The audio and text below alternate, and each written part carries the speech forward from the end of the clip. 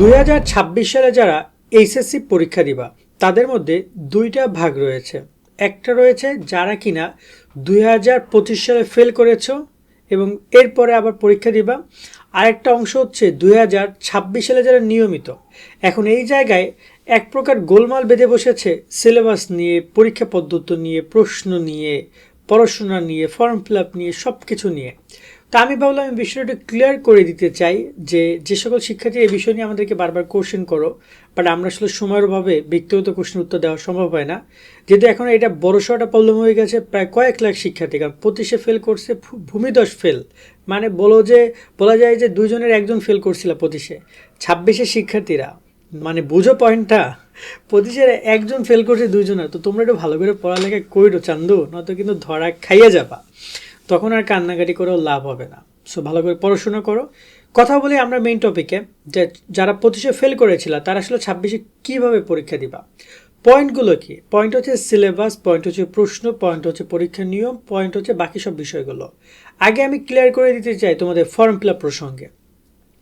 তোমাদের যখন form fill up শুরু হবে কলেজে, সো এই ব্যাপারটা পুরো কলেজের উপর ডিপেন্ড করে। এমনকি অনেক কলেজ তোমাদের নির্বাচনী পরীক্ষা মানে টেস্ট পরীক্ষা অংশগ্রহণ করার জন্য বলছে, সেটা কলেজের উপর ডিপেন্ড করে। অফকোর্স তোমার যদি কলেজ থেকে বলে যে যারা 25-এ ফেল করছো তোমাদের টেস্ট পরীক্ষা দিতে হবে, তাহলে ভাইয়া নির্দ্বিধায় দিতে হবে। এখানে আমাদের কাছে অনেক কোশ্চেন করে ভাই দিব কি দিব না, এর কোনো অপশন নাই ভাইয়া, আমরা কি বলবো, এটা কলেজ জানাবে। যদি কলেজ বলে যে দিতে হবে বাবা তোমাকে দিতে হবে। এইচএসসি 26 শিক্ষার্থী নাইট 24 পাবলিকেশনের বাংলা এ প্লাস, ইংরেজি এ প্লাস এবং আইসিটি ম্যাজিক, এই তিনটে বই তোমাকে পরীক্ষায় ভালো রেজাল্ট এনে দিবে। প্রত্যেকটা বই রকমারির বেস্ট সেলার। বোর্ড পরীক্ষা এখান থেকে হুবহু প্রশ্ন কমন আসে। এছাড়া প্রতিটি বইয়ে কিউআর কোড পাচ্ছ, যা স্ক্যান করলে এই বইয়ের ভিডিও ক্লাসগুলো তোমরা পেয়ে যাবে। বাংলা বইয়ে বাংলা প্রথম পত্র, দ্বিতীয় পত্র, ব্যাকরণ সহ সবকিছু সুন্দরভাবে ব্যাখ্যা এবং পর্যাপ্ত সৃজনশীল এমসিকিউ প্রশ্ন রয়েছে। তো সিন, রাইটিং, গ্রামার সবকিছুর অনুবাদ এবং সুন্দরভাবে লেখার নিয়ম কৌশল সবকিছু রয়েছে। আইসিটি ম্যাজিকে টপিক ভিত্তিক প্রশ্ন, পর্যাপ্ত সৃজনশীল এমসিকিউ রয়েছে। আজকেই তোমরা বইগুলো অর্ডার করতে নাইট 24 পাবলিকেশন অথবা স্ক্রিনে দেওয়া নাম্বার অথবা রকমারির ওয়েবসাইটে যোগাযোগ করো। কোনো এদিক ওদিক করা যাবে না। দ্বিতীয়ত, এখানে একটা প্রশ্ন আসছে যে ভাইয়া মানে যদি আমরা কোনো কারণে টেস্ট পরীক্ষা না দিই, সেক্ষেত্রে আমরা ফর্ম ফিল আপ করে দিবে কিনা, সেটাও কলেজের উপরই নির্ভর করে। কলেজ যদি চায় যে দিবে না, তাহলে সে নাও দিতে পারে। আবার টেস্ট পরীক্ষা পাসও করার বিষয়টাও রয়েছে, পাসও করতে হবে, পড়ালেখা করতে হবে। আবার বিষয় হচ্ছে যে টেস্ট পরীক্ষা যে পুরো এই যে ফর্ম ফিল আপের যে পুরো বিষয়টা, এটা কলেজে যাবা, যোগাযোগ করবে, কলেজ থেকে ফর্ম ফিল আপ করে দিবে। এক নর্মাল, এমন না যে তোমরা এই প্রথমবার ফেল করছো, এর আগে কেউ ফেল করতো না তারপর পরীক্ষা দিত না। অনেক শিক্ষার্থী ফেল করেছে, অনেক শিক্ষার্থী পরীক্ষা দিচ্ছে। সো যোগাযোগ, কলেজে যাবা, কলেজ থেকে ফর্ম ফিল আপের ডকুমেন্ট দিবে, তারা যে টাকা ধার্য করবে বোর্ড থেকে, সেটা দিয়ে তুমি ফর্ম ফিল আপ করে ফেলবা। ওকে, গেল এই বিষয়গুলো। এবার একটু কথা বলি আমরা তোমাদের সিলেবাস প্রসঙ্গে।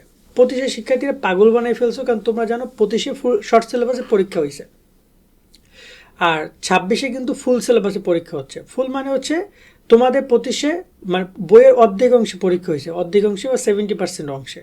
আর এবার 26-এর ওদের পুরো বইয়ে পরীক্ষা হচ্ছে। এখন কোশ্চেন করছে যে এখানে শিক্ষা মন্ত্রণালয় কী করেছে, তারা বলেছে যে 26-এ যারা পরীক্ষা দিবা তোমাদের কোশ্চেন হবে পুরো বইয়ের উপরে। মানে তোমরা এখানে ডিসঅ্যাডভান্টেজ পাচ্ছ, মানে তোমাদের এখানে অ্যাডভান্টেজটা পাচ্ছ না, তোমরা এখানে বেনিফিটটা পাচ্ছ না।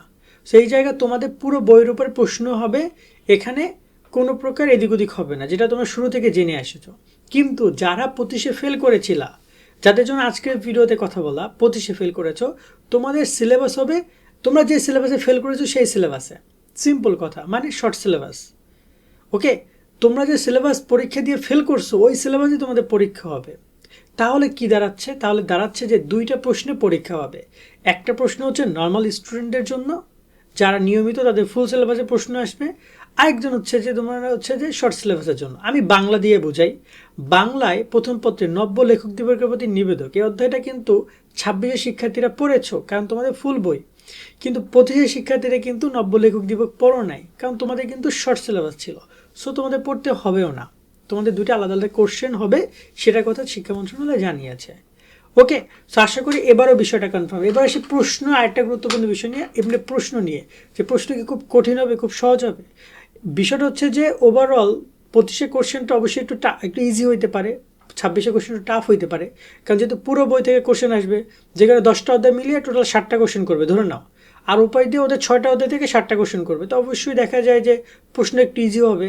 সেই জায়গায় স্বাভাবিক একটু 26 শিক্ষার্থীরা বেশি সিরিয়াস থাকবে পড়াশোনার প্রতি। প্রতিটি শিক্ষার্থীরা ভালো করে পড়ালেখা করে, কারণ ওই সিলেবাসে অলরেডি তুমি ফেল করছো, তার মানে তুমি খুব বেশি মনে হয় না যে মানে ভালো করতে পারছো, তো তোমাকে আরও বেশি পরিশ্রম করতে হবে। আশা করি আমরা পুরো বিষয়টা ক্লিয়ার করতে পারলাম। আরেকটা বিষয় হচ্ছে পরীক্ষার নিয়মকানুন নিয়ে। পরীক্ষার নিয়মকানুন বা বিষয়গুলো এটা বোর্ড থেকে নির্ধারিত হবে, সবাইকে সেম নিয়ম, বোর্ডের নিয়ম অনুযায়ী পরীক্ষা হবে। এখানে এমন না যে তোমার জন্য আলাদা নিয়ম বানাচ্ছে, তা না। বোর্ড যেভাবে পরীক্ষা নেয় সেভাবেই পরীক্ষা হবে, এক্সট্রা আলাদা কোনো কিছুই না এই ফ্যাসিলিটির দিক থেকে। তারপর যদি কোনো নতুন আপডেট আসে আমরা জানাবো। তোমরা কারা কারা 25 বছর স্টুডেন্ট আছে কমেন্টে জানিও। যত বেশি স্টুডেন্ট রেসপন্স করবে তত বেশি বেশি এই টপিকে আমরা ভিডিও করবো ইনশাল্লাহ। সকলে ভালো থাকবা। আল্লাহ হাফেজ।